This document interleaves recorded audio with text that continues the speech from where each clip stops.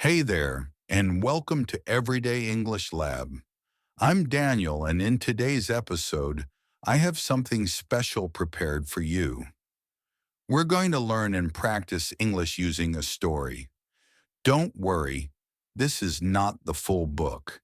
It's a simplified and learner-friendly version. Today's story is called The Lost Captain's Map. My colleague and friend Michael will narrate it slowly and clearly. Here's what we will do. You'll hear a simple version of the story spoken slowly. I'll teach you important vocabulary, explain each term in clear language, and give examples. You'll practice shadowing, repeating after me to improve your speaking and listening. So get comfortable. This is the Lost Captain's Map, told especially for English learners.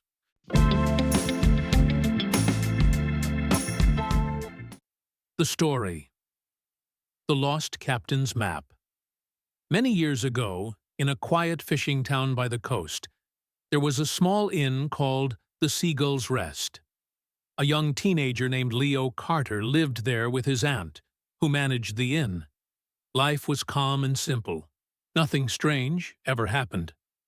Until one day, everything changed. An old sailor arrived at the inn. He was tall and broad, with weather-beaten skin and a long coat.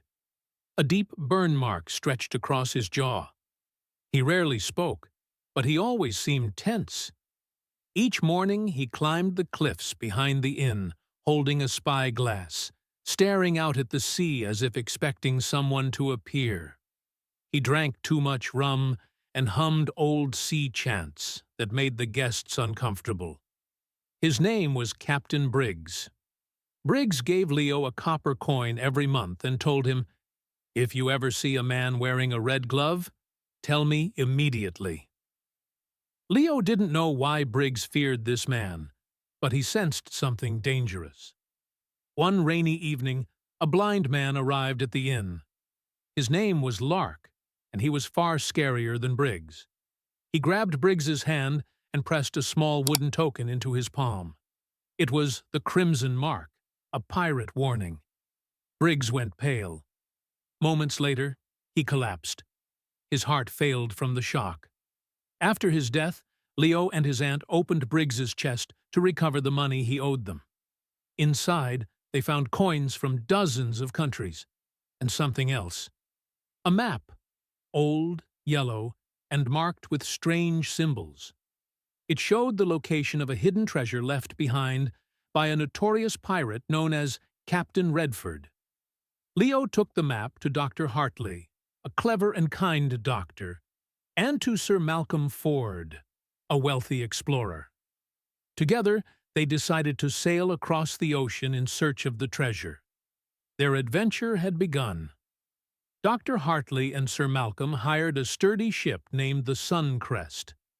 Its captain was Captain Rowan Hale, strict, serious, but fair and trustworthy. Leo joined the crew as a cabin helper. He had never sailed before and felt both nervous and excited. Among the crew was a cheerful one-legged cook named Adrian Ironhook Cole. He used a metal leg and carried a tiny yellow parrot that repeated, "Gold ahead! Gold ahead!" Ironhook told funny stories, helped the crew, and acted like everyone's friend. But Leo soon discovered the shocking truth. One afternoon, hiding inside an empty supply barrel, Leo overheard Ironhook whispering to several crew members. They were pirates, secretly planning to steal the treasure and take control of the ship once the map led them to it. Terrified but brave, Leo kept quiet, and later warned Captain Hale and the loyal sailors. They prepared silently, knowing danger was close. After weeks at sea, the Suncrest reached the island on the map. A wild green place named Stormshell Island.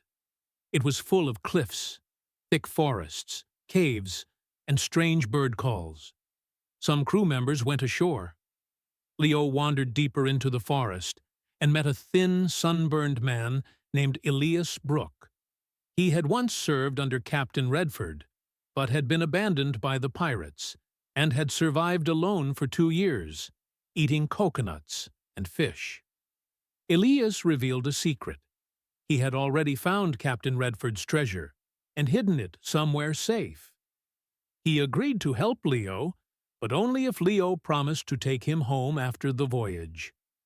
Meanwhile, Iron Hook and his pirates seized control of the Sun Crest and demanded the treasure map. Captain Hale, Dr. Hartley, Sir Malcolm, and the loyal crew retreated into an old stone lookout tower to protect themselves. The pirates attacked with stolen muskets and cutlasses. The loyal men held strong and defended the tower bravely. Then Leo did something incredibly courageous. He found a small rowboat hidden near the shore. Under the moonlight, he quietly paddled to the Sun Crest. There he fought a violent pirate and won. Leo cut the ship free and sailed it to a hidden cove far from the enemy. When Leo returned to the tower, everyone was amazed by his bravery. The next morning, the pirates used the map to search for the treasure. They dug in the wrong place. They found nothing. Elias had moved the treasure long ago. Some pirates fled into the jungle.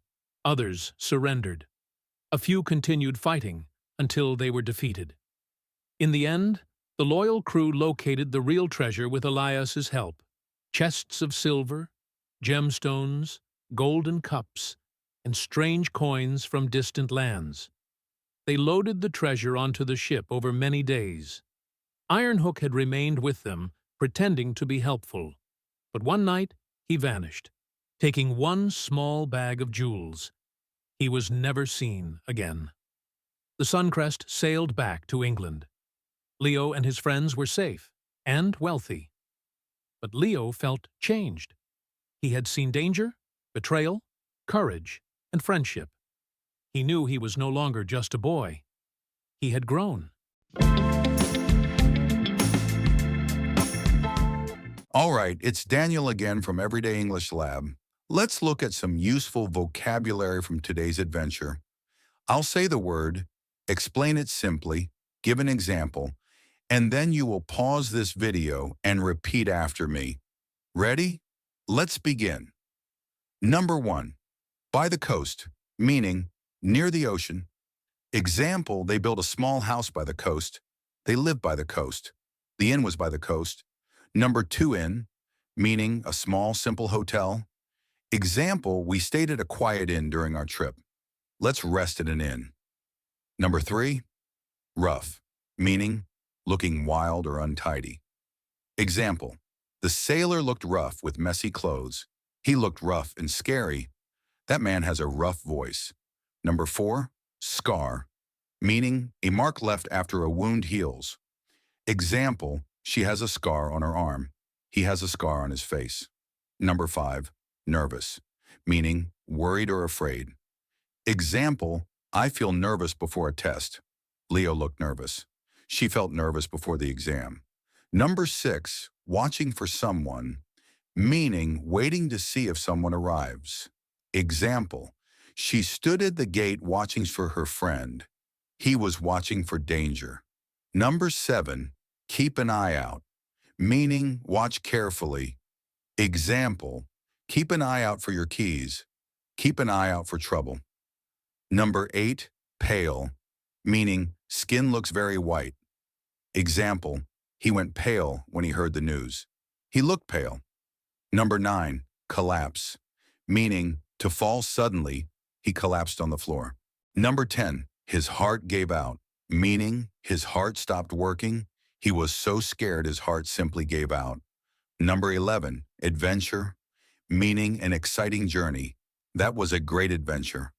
Number 12, voyage, meaning a long trip by sea.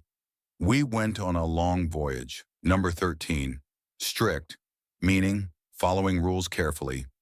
Our teacher is strict but fair.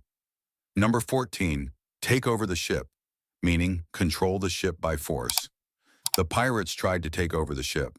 Number 15, right away, meaning immediately come here right away. Number 16 walked off, meaning left quietly.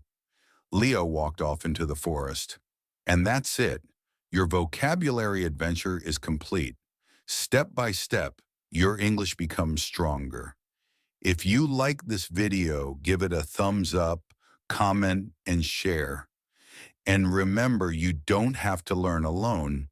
We're here to help you in every episode.